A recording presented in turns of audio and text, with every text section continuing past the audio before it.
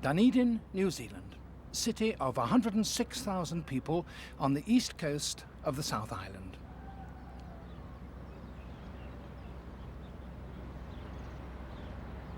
"25 kilometres away, at the end of the Otago Peninsula, is a unique and very special place. Taiaroa Head, a site of great significance in New Zealand's early history, and home of the only mainland albatross colony in the world.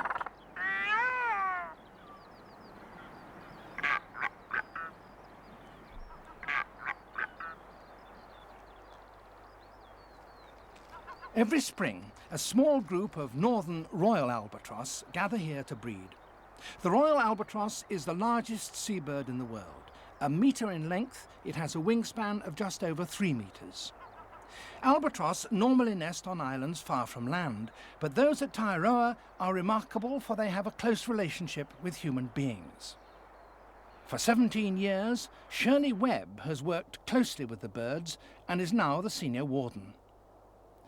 Albatrosses that nest successfully return every second season, and from her carefully kept records, Shirley knows exactly which birds to expect each year. This season begins late, but during October the breeding birds start to arrive back at Taiaroa. Shirley notes every new arrival, but she's waiting anxiously for one particular bird. The matriarch of the colony, the oldest banded bird in the world, incredibly still breeding at over 60 years of age.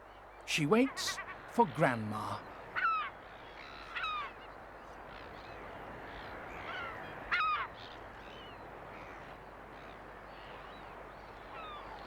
At the beginning of November, Grandma finally joins her mate. She was banded with blue and white colour bands in 1937.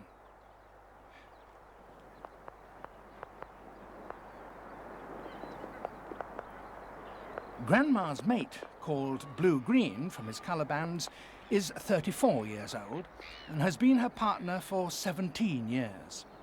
Although Grandma and Blue-Green haven't seen each other for over a year, they re-established their relationship immediately. While Grandma was being banded in 1937, Hitler was preparing to dominate Europe, and by 1940 Taiaroa Head was ready for the Second World War. Earlier, in the 1870s, when the local population feared Russian invasion, the headland was fortified to protect the city from possible sea attack. In 1920, the first recorded albatross egg was laid on the headland.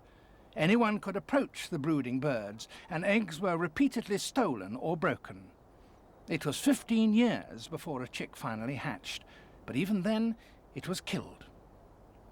In 1937, the noted New Zealand ornithologist Dr. Lance Richdale, concerned at the plight of the nesting albatrosses, camped alongside to protect them.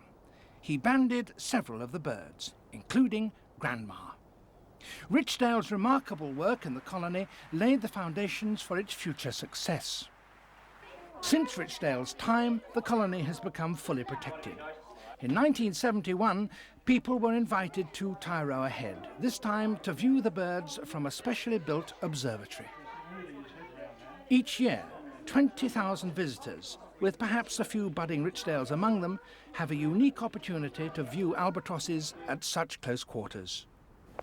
Albatrosses belong to an order of the birds known as Procellariformes, or tube noses. Their distinctive nostrils are thought to help them get rid of excess salt from their systems. They're predominantly birds of the southern oceans, spending 90% of their lives at sea, only returning to land to breed. They usually pair for life, although divorce is not uncommon.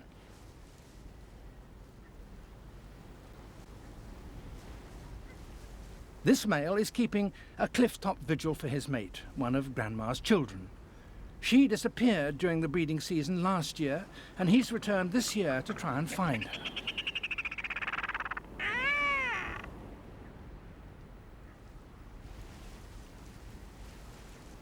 Grandma's bereaved son-in-law still calls to passing birds, but in vain, for the female's continued absence means that she's probably dead. Happier pairs debate nest building, and the discussion can go on for hours.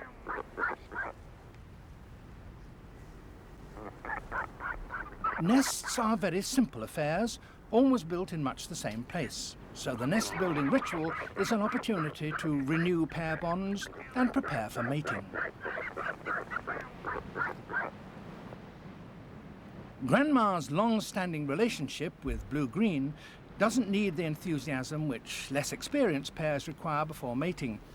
Nest building is not yet high on their list of priorities, and they spend 2 quiet days keeping company. During this time, they copulate frequently. Fertilization of the female's developing egg at a particular time is critical. If her mate is not present then, she may end up with an infertile egg. Between matings, Grandma and blue-green sit keeping company, sleeping or preening. After mating, the breeding birds go to sea to feed.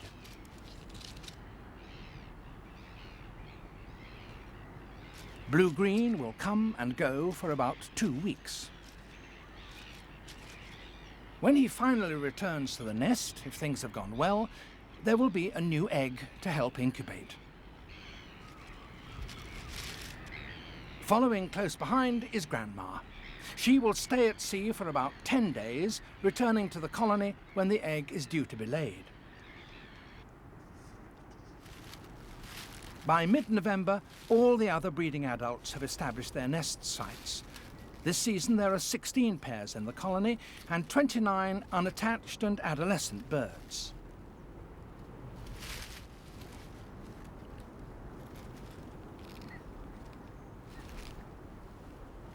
At Taiaroa Head, the birds are spread over a wide area, and there's little competition for nesting sites.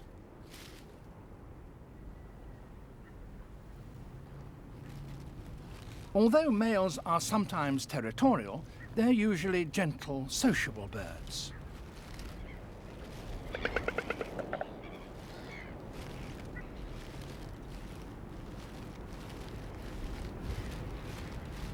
Each nest is situated on a runway, which leads to a favoured take-off spot on the cliff edge.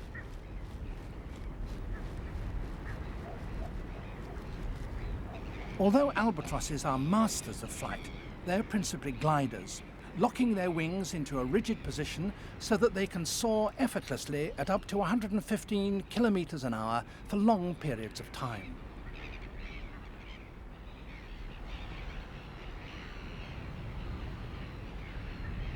After 10 days at sea, Grandma has returned to her nest. It's a warm summer's day with little wind, and she gapes in the morning heat, exposing moist tissues in her mouth to the air to help cool herself. Grandma is about to lay her egg. Like most seabirds, she will produce a single large one, but it's a difficult and tiring process. Already, she's restless and uncomfortable.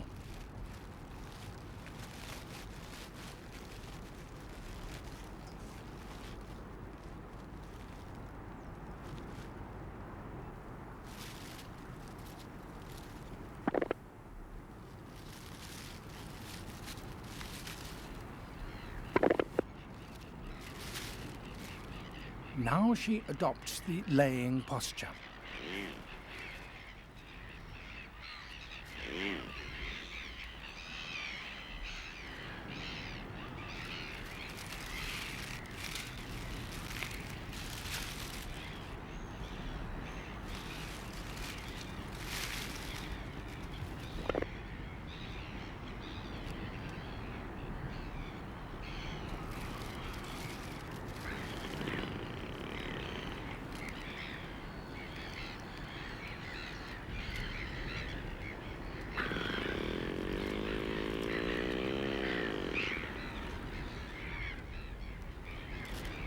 After a full hour of labour, the egg is finally laid. For a while, she talks to the newly laid egg while checking it carefully.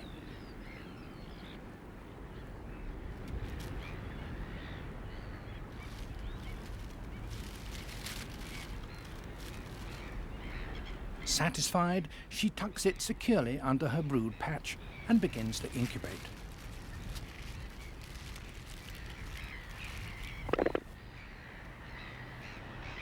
For the next 79 days, the egg will be incubated in turn by both parents, changing shifts every 3 to 4 days.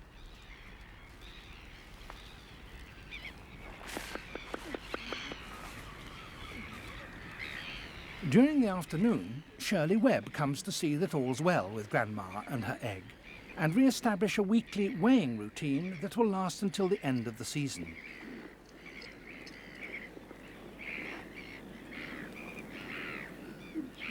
Shirley and Grandma have a relationship which goes back 17 years to when Shirley first came to work at the colony.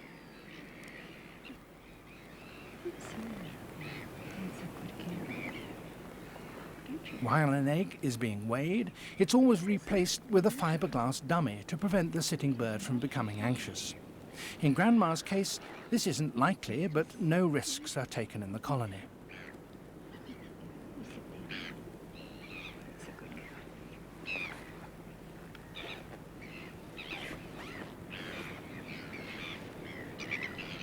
The egg is in good condition. As the embryo develops, it uses up the egg yolk and expels it in the form of gas through the porous shell, so a fertile egg loses weight. Weighing eggs helps Shirley to monitor their development. 445 grams is a good weight for a newly laid egg. The Taiaroa albatrosses have been studied for over 50 years. The results have been vital in the understanding and protection of many other seabirds.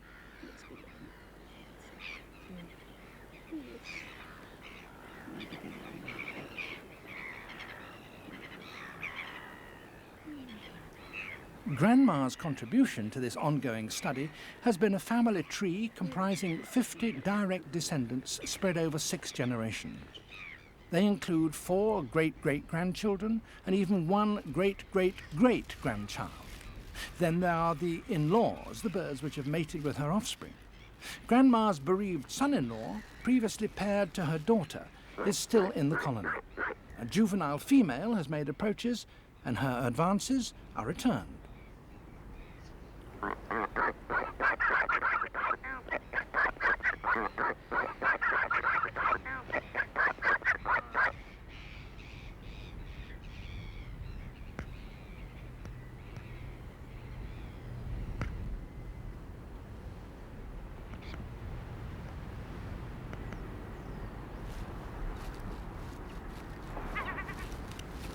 Two days after Grandma laid her egg, Blue-Green returns. After 2 weeks apart, the birds perform a ritual sky call greeting.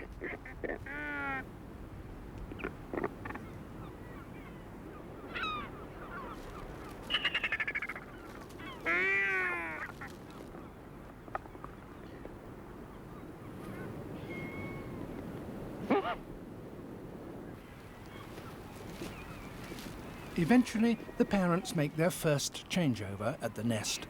Returning males are usually very anxious to begin their share of incubation.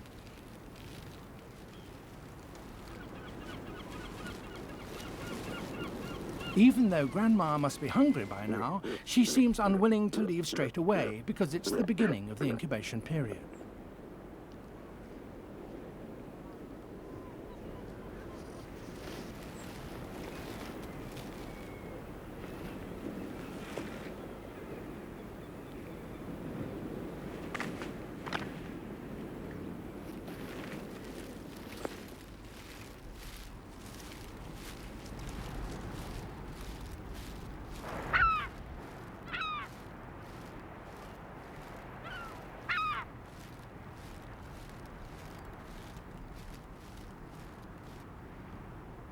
Now Blue-Green has their egg to himself, and Grandma sets off for a well-earned break.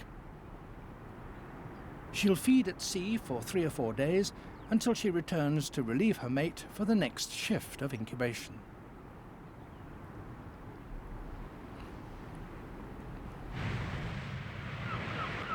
Why the Royal Albatross first came to Taiaroa is a mystery. The first birds came from the Chatham Islands, 800 kilometres to the east of New Zealand. The tiny Sisters Islands, outliers of the Chatham's group, support up to 2,500 breeding pairs of royals. The Chathams are the original breeding grounds of the northern Royal Albatross. 23 new migrants have been recorded at Taiaroa since the late 1960s. Grandma would have arrived in this way at Taiaroa as a young bird, probably in the mid-30s. Every so often, other young albatross follow the same route. In early December, the most recent arrival from the Chathams takes refuge in an old wartime gun pit on Taiaroa. It's an adolescent female.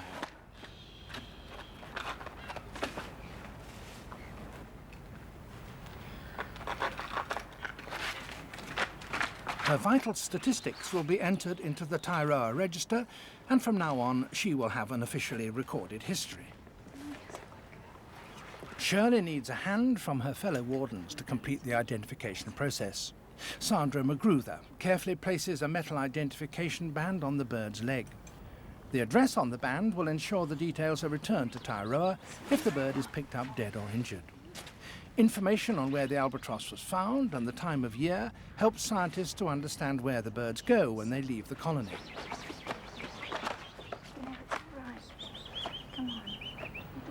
On the other leg, Sandra places a series of coloured plastic bands.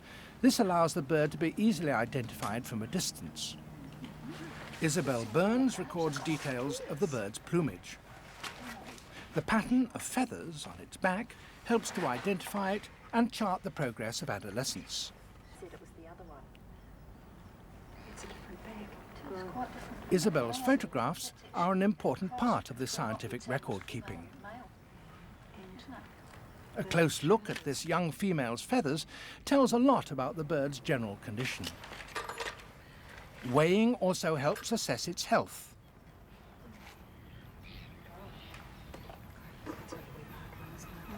The vital statistics of this young female have been recorded, and she can now be identified anywhere.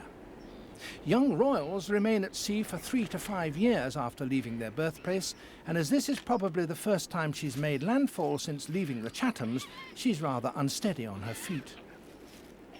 But there's obviously nothing wrong with her wings.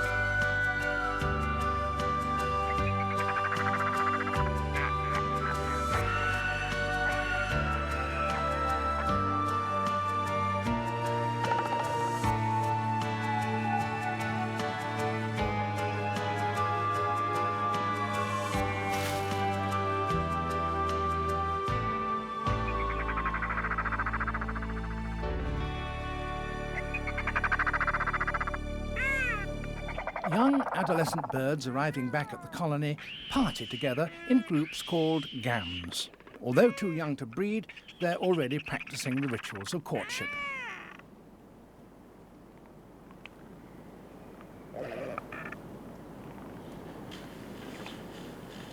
Breeding rarely occurs before the age of 9 or 10, but for several years beforehand, the birds are on the lookout for suitable partners. Engaged pairs keep company for a season before breeding.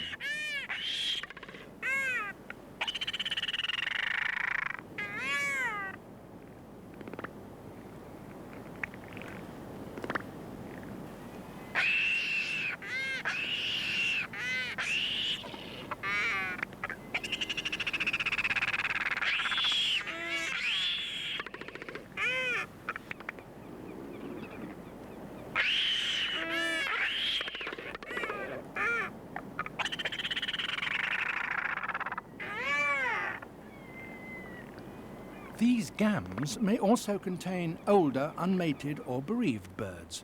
Grandma's son-in-law is now courting the juvenile female who approached him at the beginning of the breeding season. By comparison, the incubating birds lead a very quiet and conservative life. Sandra regularly does the roll call of the colony. Her Taiaroa, the sitting birds and their eggs get constant care and so have a much greater chance of survival than in a natural, unmanaged colony.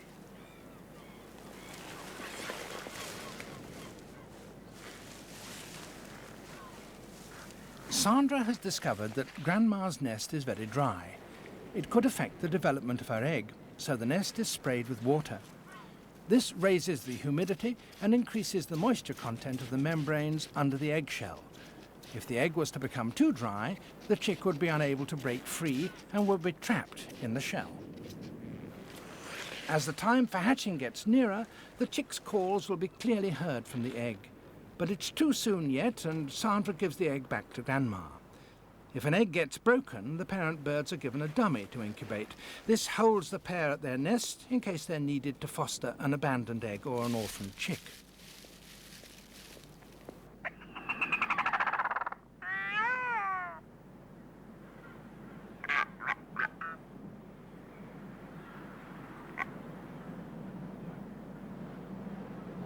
At midsummer, the pair bond that seemed to be developing between Grandma's son-in-law and his new female suddenly dissolves.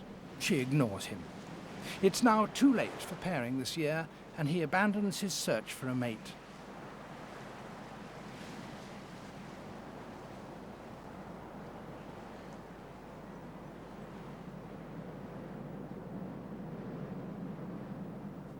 Almost 3 months after it was laid, Grandma's egg is about to hatch. The chick's call can be heard clearly within the egg.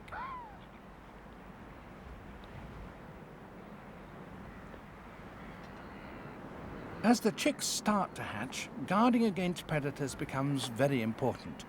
Albatrosses have no natural enemies, but Taiaroa Head is part of the mainland of New Zealand, and introduced ferrets and feral cats are very determined predators of unprotected albatross chicks. In very hot weather, another problem at hatching time is fly strike. Flies can reach the chicks as soon as they start to break open their shells. A fly trap is set beside each nest. It contains a mixture of vinegar, sugar, water, beer and jam, a mix irresistible to flies.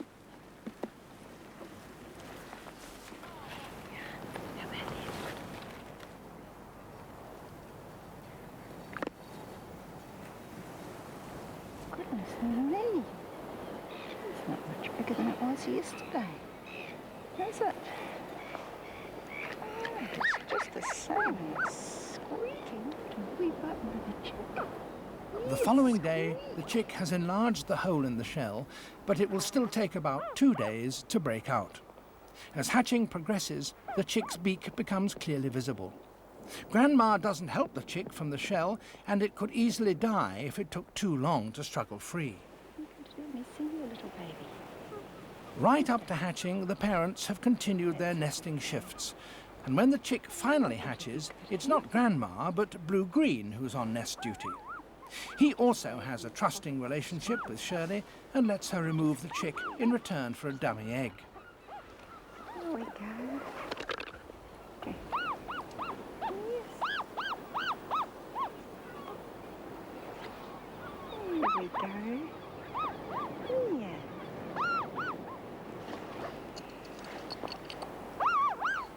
Oh yeah. Because you are a wee button. Just the tiniest wee button. The new chick, who's being called Button, weighs in at about 300 grams. A little on the light side, but nothing to worry about. Yes, it's going to sleep. Let's have a look. Yes. Here we go. Put him back. Nice and warm. That's it. Yes, you could. There we go. That's a good boy.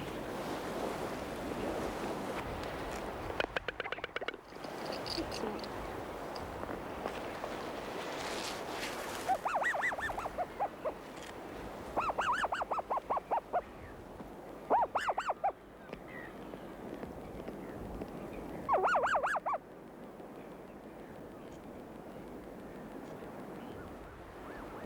Button is not the only new addition to the colony. Of the 15 other breeding pairs, 10 have also successfully hatched a chick.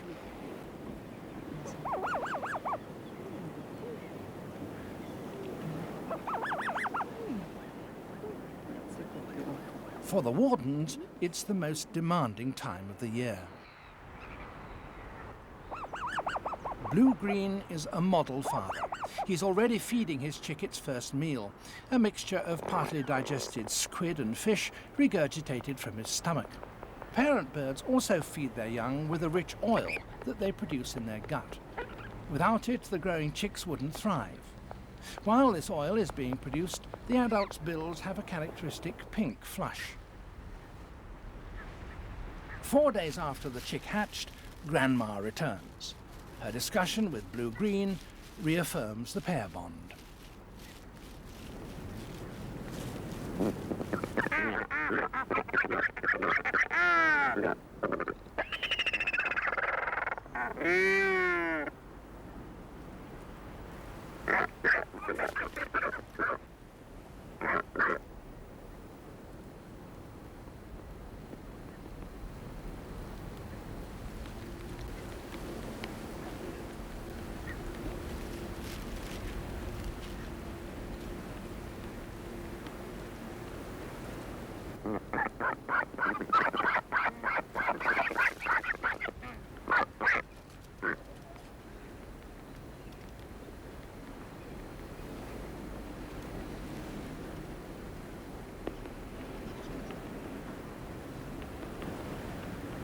The last time Grandma was at the nest, the chick still hadn't completely hatched, so she's actually seeing it for the first time and is eager to brood it. Blue-green's need to go to sea for food is strong, but so is the urge to continue brooding his offspring.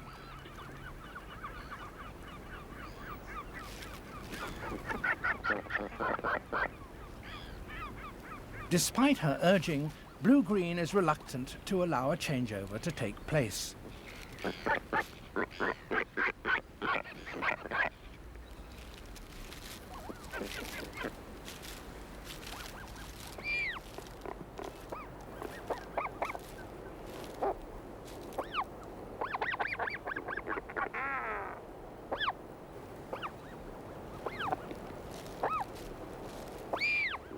Finally, it's Grandma's turn to care for Button.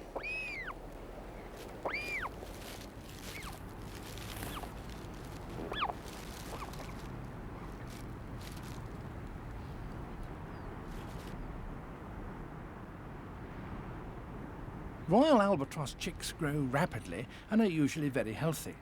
However, the wardens have been keeping this chick under close observation as its development is causing some concern. Jim Webster has been veterinary surgeon to the colony for 7 years, volunteering his services to the birds at all times. Listen to his lungs. Would you rather you were sitting down or just holding?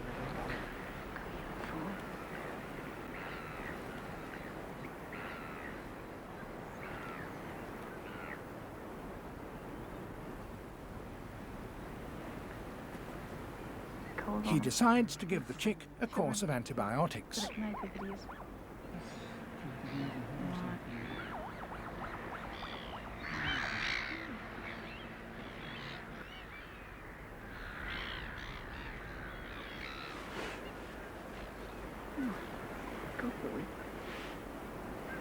Chick mortality in the colony is probably much the same as on the Chatham Islands, for although Taiaroa has predator problems, non-existent in the island colonies, this is balanced by more chicks surviving through careful management practices.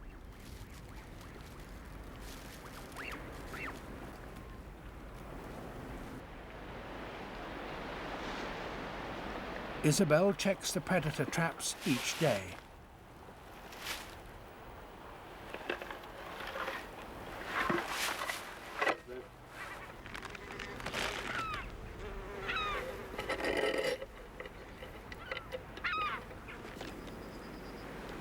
Rats can be a problem, particularly a pregnant female like this. It's destined for use in a university research project. The time each parent spends at the nest between changeovers has increased to 5 or 6 days. Grandma is hard-pressed to keep up with her chick's growing appetite, and there can't be much food left in her stomach to nourish either the chick or herself. But she won't leave until Blue-Green arrives to relieve her from duty. During the past 5 weeks, all the chicks in the colony have been constantly guarded by one of their parents. But now the adults start to leave their chicks unguarded for short periods. By late autumn, each chick has almost reached the stage where it'll be left entirely on its own. For the rest of the season, both parents will need to feed almost full time in order to provide enough food to satisfy their offspring. This is the most dangerous time for the chicks. Left alone, they're vulnerable to both predators and adverse weather conditions. The guard stage is over, and from now on, until they fledge, the only sure protection for young albatrosses at Taiaroa will be the constant care of the wardens. Early winter, and the chicks are alone in the colony while their parents are at sea feeding. The wind on the cliff is bitterly cold. At 4 months old, Button needs some extra protection.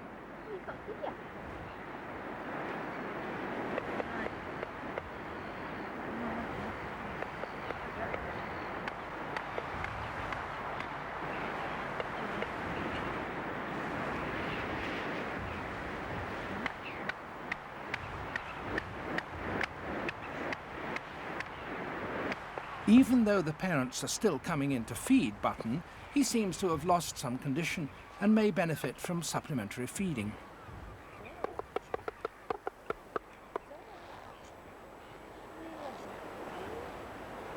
So for 2 days he's given extra rations, squid pieces mixed with a substitute oil.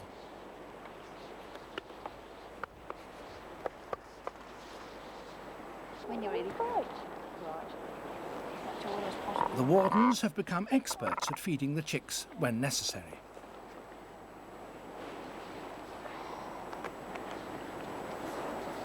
In the carefully managed colony at Taiaroa, a chick which loses one or even both parents will be hand-fed until it reaches fledging age. In a natural colony, these chicks would certainly die. Hello, wee Button. The following day, Shirley revisits Button to see how he's progressing. Now. Don't be snappy. Come on.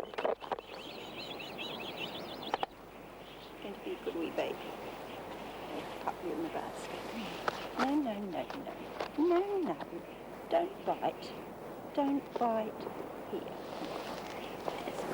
He certainly seems vigorous enough, but he lacks Grandma's placid disposition. Come on. You just sit down.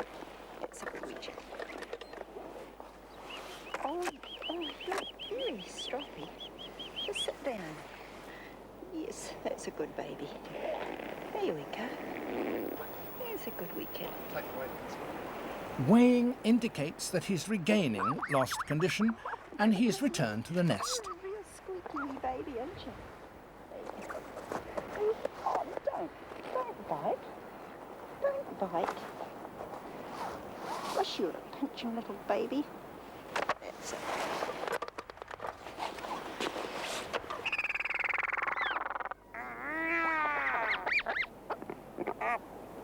It's now midwinter. Grandma and Blue-Green continue to visit their chick at regular intervals to feed him. When she arrives back at the nest, Grandma first greets her large chick.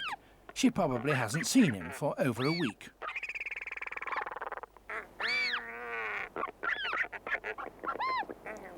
Because he now spends such long periods alone, Button gets very excited when one of his parents returns, however briefly.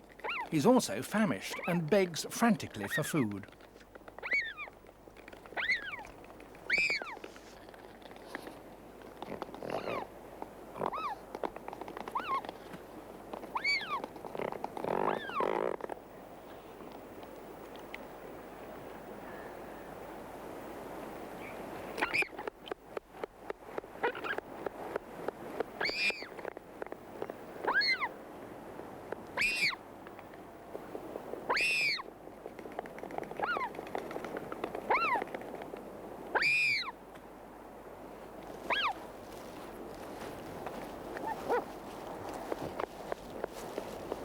After feeding, Grandma prepares to depart again.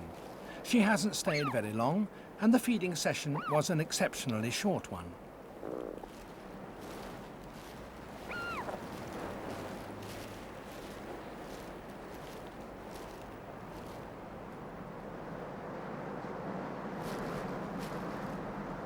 Such a small meal of fish and squid isn't enough to satisfy the growing bird, and he's still expecting more.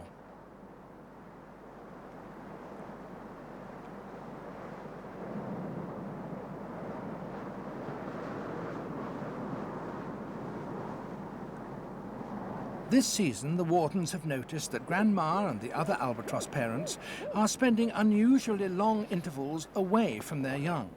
There may be a food shortage, which is causing them to extend their time at sea. The albatrosses at Taiaroa Head often feed in the well-stocked seas just offshore. This year, it's become obvious that this traditional source is not as plentiful. The birds may be travelling considerable distances to find an alternative supply.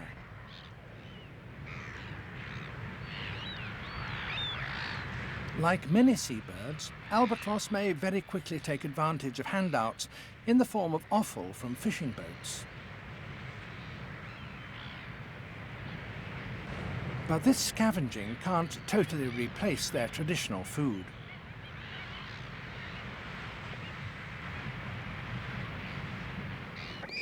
Although food seems scarcer, the parents still manage to supply their chicks.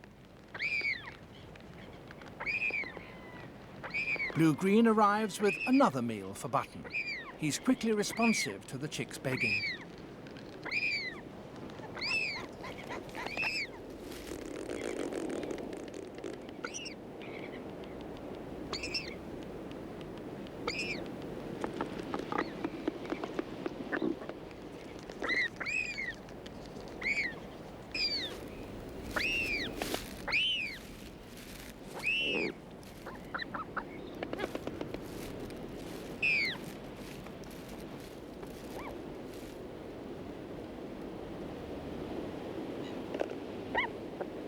The young bird has lost most of its down and is almost as big as its parents.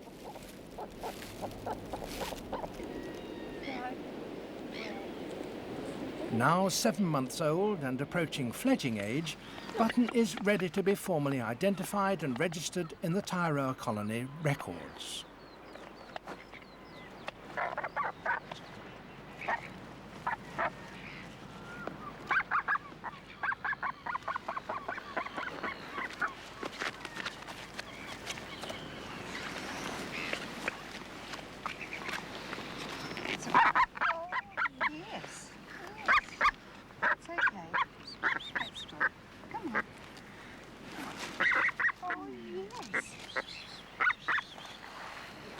Grandma's 51st direct descendant is officially registered as R159.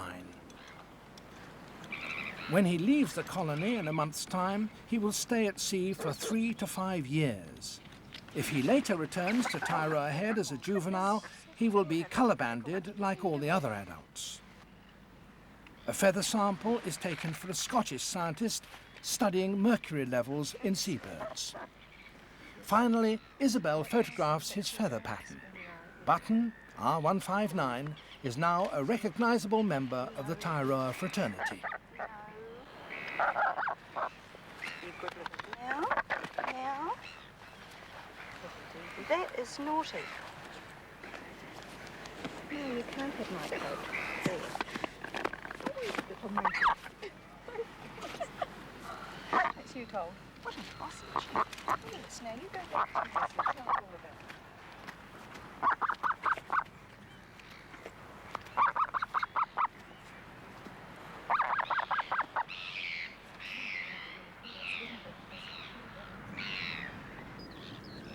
By late August, spring is in the air again.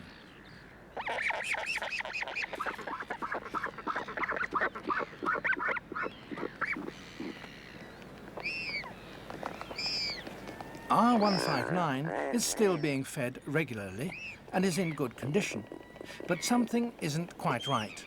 In recent days, only his father has been seen feeding him.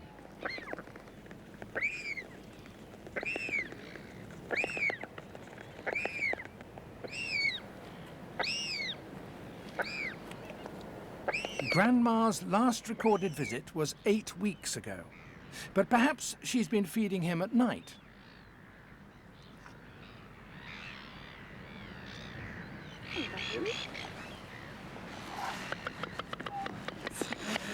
Aren't you? You poor wee baby. Oh, don't be cheeky. Yes. Yes. I know. Are you telling me you're hungry? Now, I think you've been fed anyway because you're still pretty fat. You're going to be clever and build a wee nest. Oh, yes. That's because that awful chick's next door is sitting on your nest, isn't it? Yes.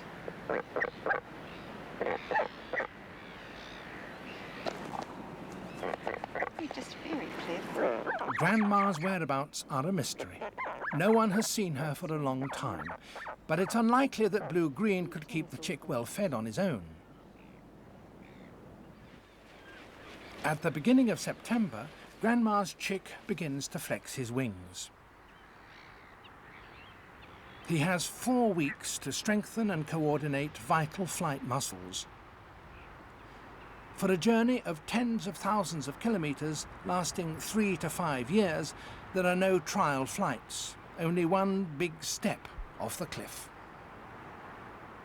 He cleans out his stomach in preparation for his departure, regurgitating squid beaks, fish bones, and discarded plastic, all fed to him by his parents. At the end of the breeding season, 6 young Taiaroa albatrosses are about to fledge. For the colony, it's been an average year in terms of survival rates, but there have been setbacks, the reduced food supply, and Grandma's possible disappearance. Of all the young albatrosses that leave Taiaroa, 2/3 will return at least once, and half will eventually breed here. Probably no other bird colony has such a high success rate. By early October, only R159, Button, and one other chick remain. Now even Blue-Green has ceased regular feeding, for the young albatross needs a period of dieting to reach his most efficient flying weight.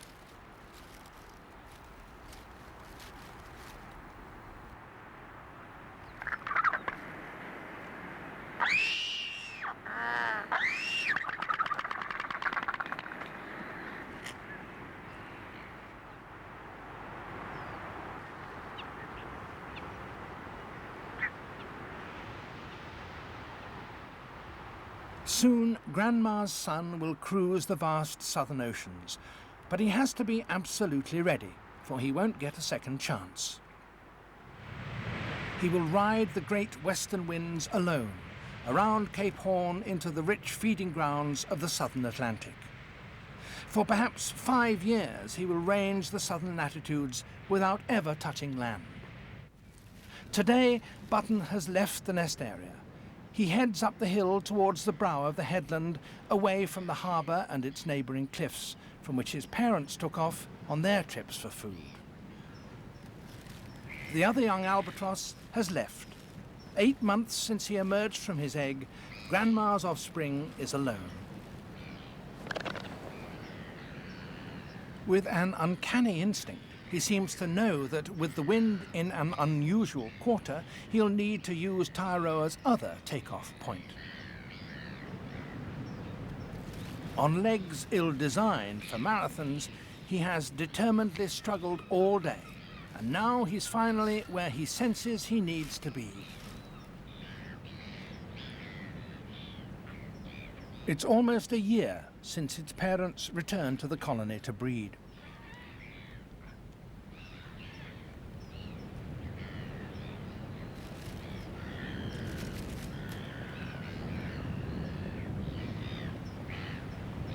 R159 is finally ready to take its first great step into a new world, his world, of wind and sea. Grandma was last seen 12 weeks ago. Even if she's dead, she has left an impressive legacy.